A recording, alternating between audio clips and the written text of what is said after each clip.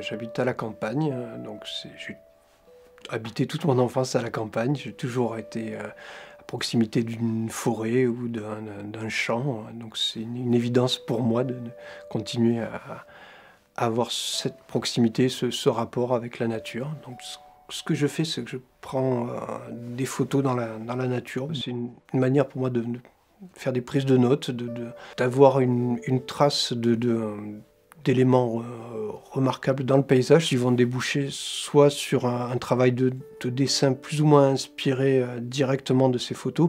Il y a toujours une espèce de décalage et de filtre successif entre le paysage, ma confrontation au paysage direct et mon travail de peinture. Je m'aperçois en regardant les peintures qu'il y a des éléments qui apparaissent et qui se développent dans tel ou tel type de série et qui sont des affirmations ou des confirmations de choses ressenties par rapport au paysage, par rapport à cette idée de structure.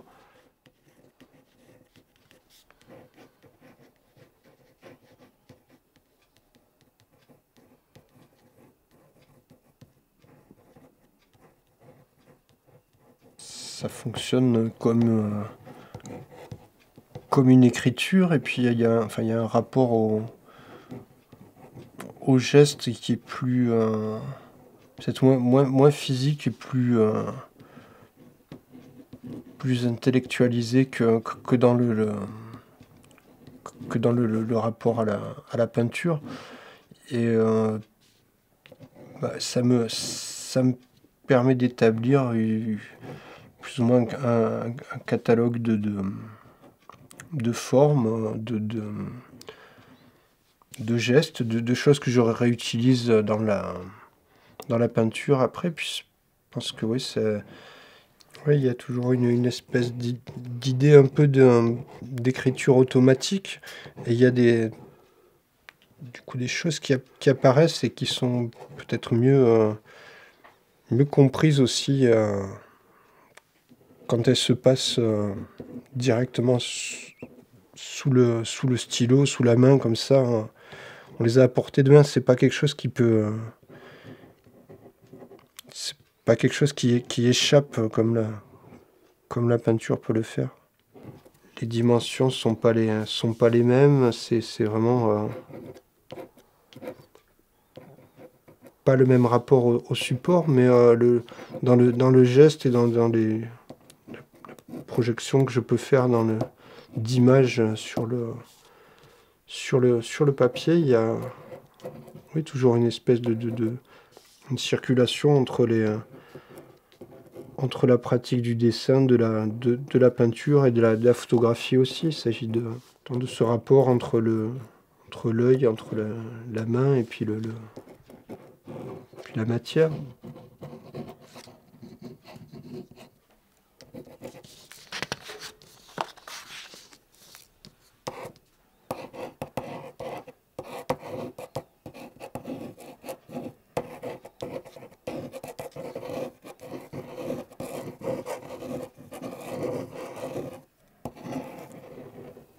Tout est quasiment constitué d'un travail de synthèse, mais il y a forcément une approximation parce que on est loin de la source aussi, en fait, et c'est effectivement il y a une sédimentation des informations, et alors les choses se précisent au fur et à mesure. Enfin, disons que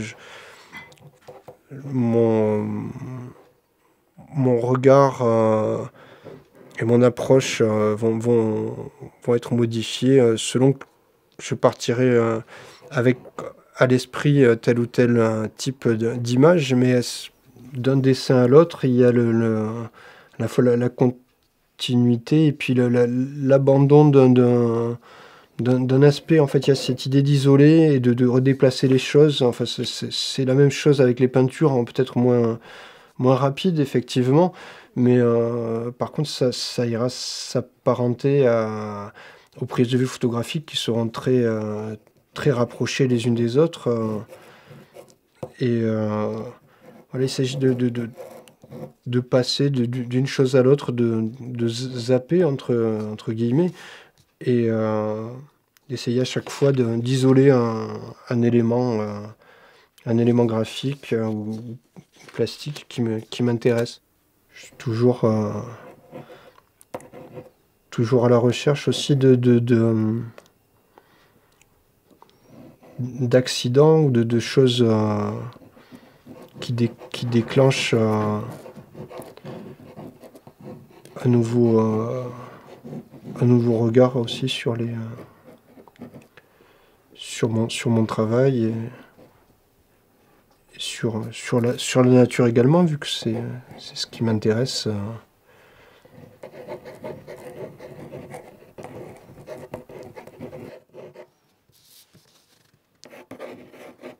Je travaille également à l'encre de Chine, donc là où on est vraiment dans un travail qui s'apparentera plus à un travail de peinture, au sens où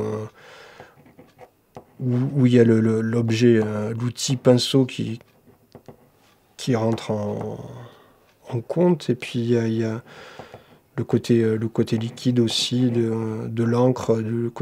Je travaille soit en lavis, soit à la plume.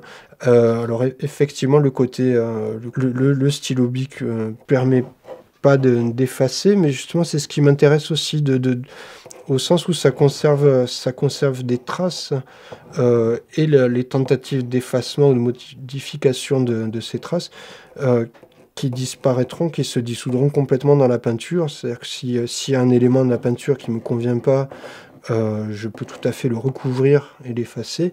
Là, j'ai pas cette possibilité-là.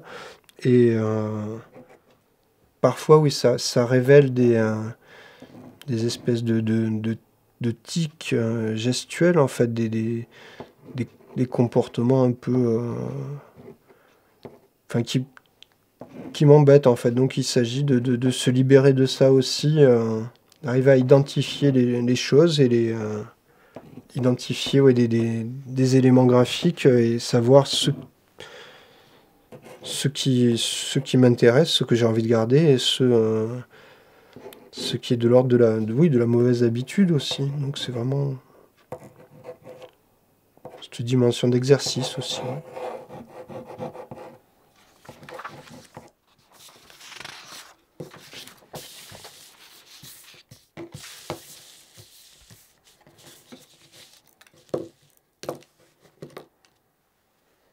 Alors ça, ce sont des travaux sur papier qui doivent avoir à peu près une petite dizaine d'années. Donc c'était une pratique que j'avais au Beaux-Arts, donc à la fin de mon parcours scolaire. Là, c'est un travail à l'acrylique, donc sur papier. Et en fait, dans ces réalisations de peinture comme ça, j'avais pas énormément de couleurs sur l'acrylique, mais en fait, la couleur, ça n'a jamais été vraiment une préoccupation.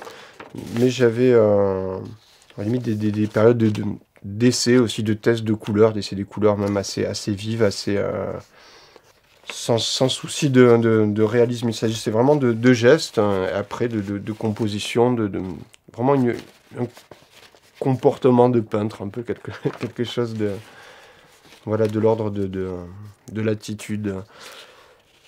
Et donc, au cours de mes expérimentations, je me suis retrouvé avec des vieux pots de peinture glycéro. Et donc, j'ai commencé à travailler avec la glycéro, donc qui se dilue au white spirit.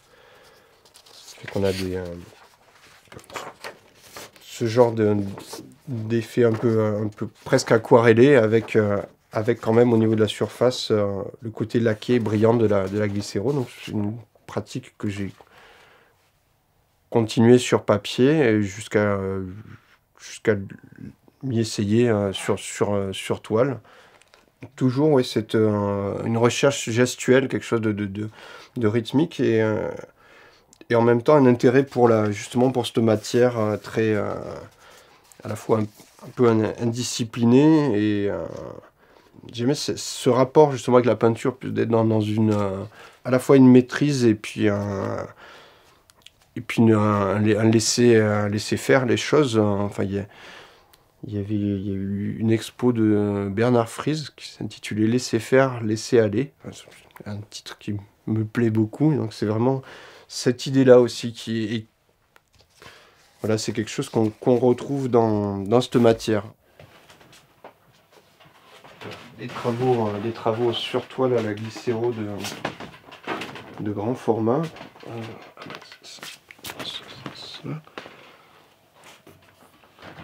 On est à la fois dans un travail qui se rapprochera plus ou moins du lavis ou de l'aquarelle, avec quelque chose oui, qui est de l'ordre de la matière presque industrielle. Enfin, c'est une espèce de bricolage. Oui, au niveau des zones, des zones un peu plus claires, alors il y a un effacement qui est produit chimiquement par la stagnation du white spirit et de la peinture par endroits. C'est-à-dire que ça finit par s'évaporer, s'annuler. Là, on a des réserves par endroits. Il y a des endroits où ça a été retouché en blanc, c'est de la peinture.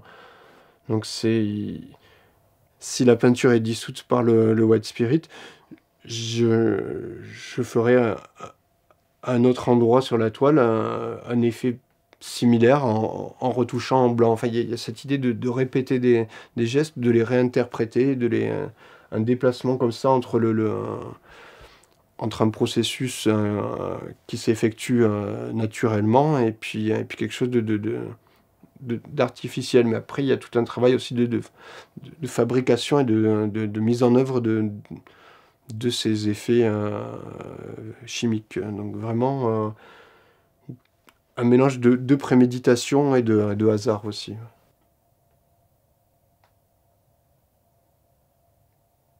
Cette brillance et ce côté laqué de la glycéro, c'est vraiment quelque chose qui, en tout cas, me rattache à cette matérialité de la peinture et qui donne un sens, en tout cas, à ces objets.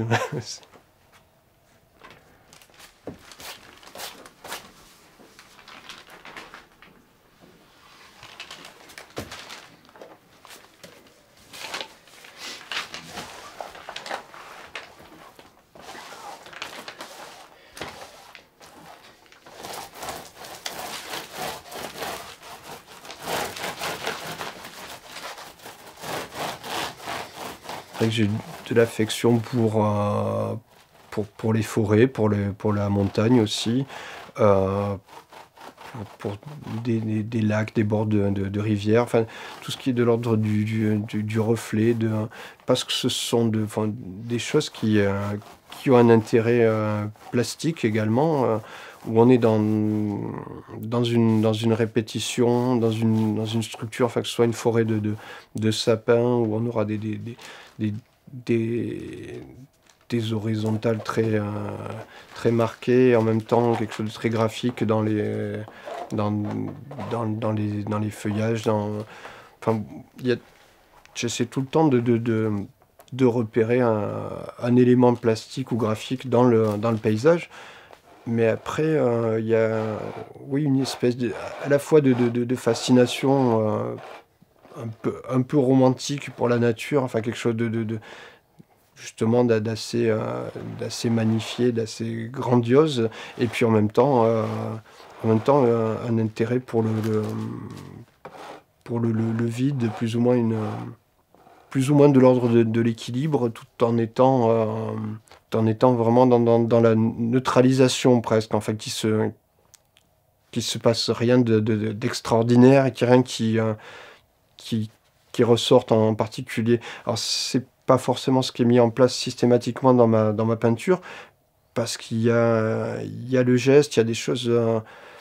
Alors, après, ce sont des choses qui évoluent vraiment au fur et à mesure, et mon propos, comprendre ce qui se passe sur la toile, comprendre le comportement de la matière, essayer à la fois d'apporter des éléments intéressants au sens plastique, enfin, assez riches, et puis en même temps essayer de réduire la composition, de réduire les éléments représentatifs aussi, enfin être dans la proposition, pas dans la représentation et être dans une transcription assez minimaliste finalement du paysage.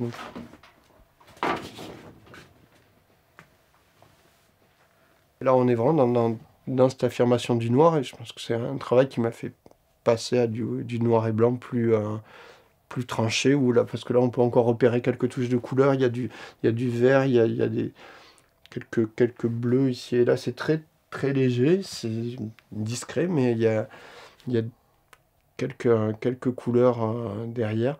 Il y a vraiment, enfin, ça marque plus ou moins un pivot dans mon travail. Il y a quasi disparition de la couleur là, et puis un passage au noir et blanc, et au noir et blanc que je vais avoir tendance enfin, à éclaircir vraiment. C'est-à-dire que là, on a du noir énormément, mais mes recherches depuis ont tendance à évoluer vers quelque chose de plus contrasté, mais de plus clair.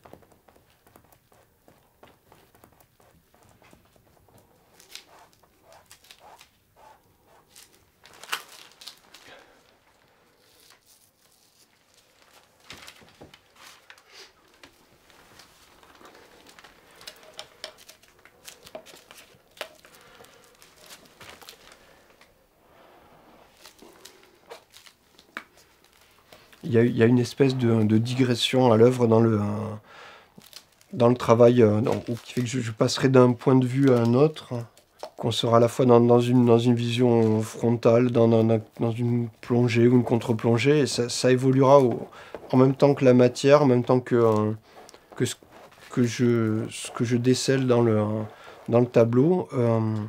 Et après, il y a une idée d'équilibrer les masses, d'équilibrer le blanc, le noir, d'être dans une espèce d'harmonisation des choses sans qu'il s'agisse vraiment d'une recherche de perfection. Enfin, c'est vraiment trouver un équilibre, avoir le sentiment que la peinture tient comme ça et que voilà, on est dans une stabilisation de l'image.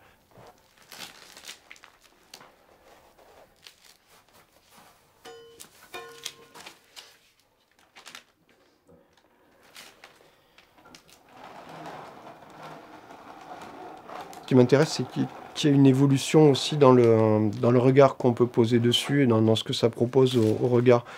Dans une lecture complètement ouverte, c'est-à-dire que le spectateur peut interpréter ce qu'il voit de manière différente en fonction qu'il suive tel ou tel angle de vue, également telle ou telle ligne de fuite. Et il y a ouais, cette idée de démultiplication qui est j'espère, valable pour tout spectateur, mais qui est intéressante pour moi parce que c'est quelque chose qui opère dans la réalisation de la peinture, et en même temps que les choses se déplacent et avancent comme ça, tout en restant mouvantes indépendamment les unes des autres.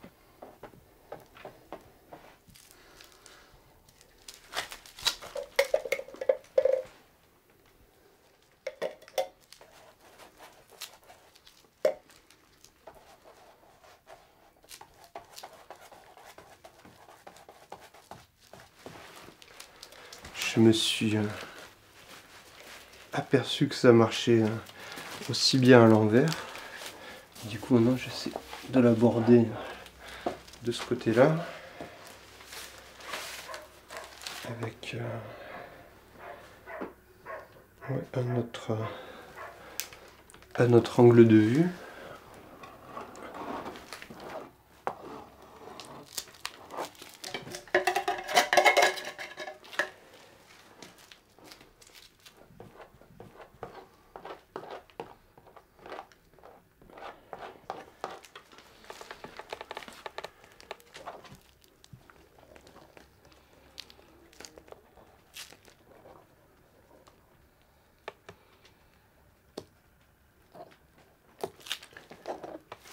Je vais attendre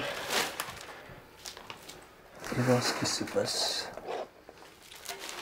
Ça coule, ça se mélange, ce qui fait qu'il y a des choses qui seront absorbées, du noir qui va devenir blanc, du blanc qui va devenir noir. J'attends de voir ce qui se passe avant d'intervenir de nouveau.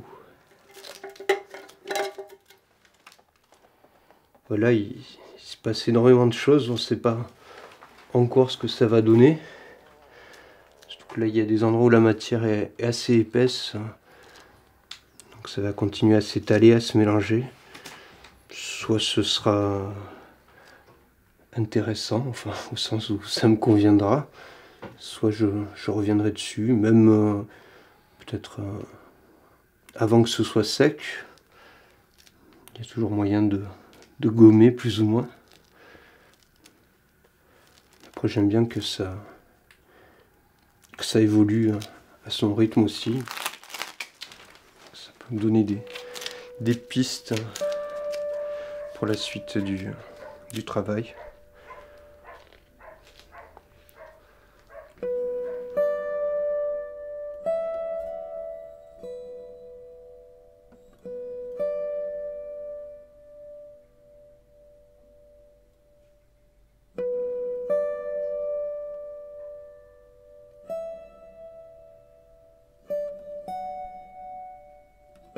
D'une certaine manière, j'ai intégré plus ou moins consciemment des approches et des démarches, enfin, que ce soit par rapport à la peinture chinoise ou à la peinture occidentale, ou que ce soit l'impressionnisme ou l'expressionnisme abstrait ou plein de choses comme ça. Il y a des éléments qui se retrouvent partout. Moi, j'ai pas de système établi, il n'y a pas de valeur particulière. C'est vraiment juste ce qui m'intéresse, c'est la dimension plastique et la peinture, quoi, vraiment le côté la peinture.